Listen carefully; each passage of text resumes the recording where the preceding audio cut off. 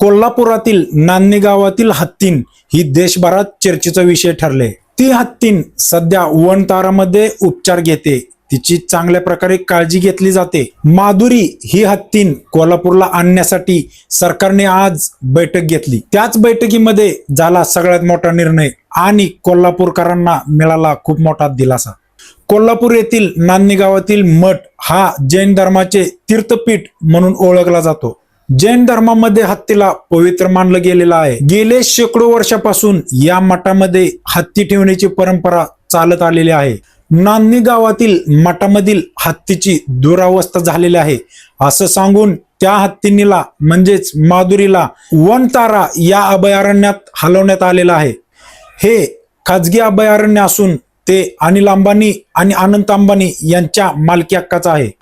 हत्तीनीला वनतारा या अभयारण्यात ठेवण्याचा निर्णय हायकोर्टाचा आहे, ना की वनताराचा, असं वनताराच्या प्रमुखांनी सांगितलेलं आहे।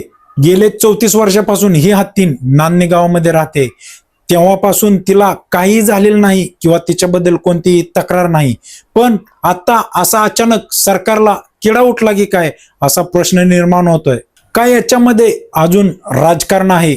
मी मारल्यासारखं करतो, तू रडल्यासारखं कर, असंही काहीतरी असू शकतं का? महाराष्ट्रातील सगळं वैभव हे गुजरातला घेऊन जायचं असं यांच्या मनात आहे की काय?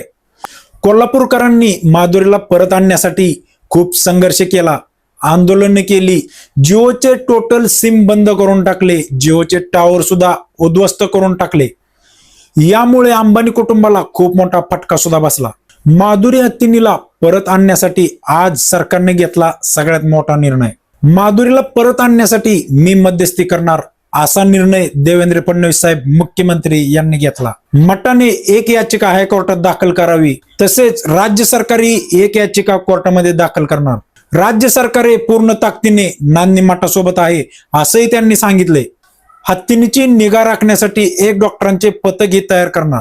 रेस्क्यू सेंटर आणि आहाराबाबतही सरकार याचिकेत कोर्टाला आश्वस्त करेल असेही मुख्यमंत्री साहेब बैठकीमध्ये बोलले। यामुळे कोल्हापूरकरांना खूप मोठा दिलासा मिळाला आहे।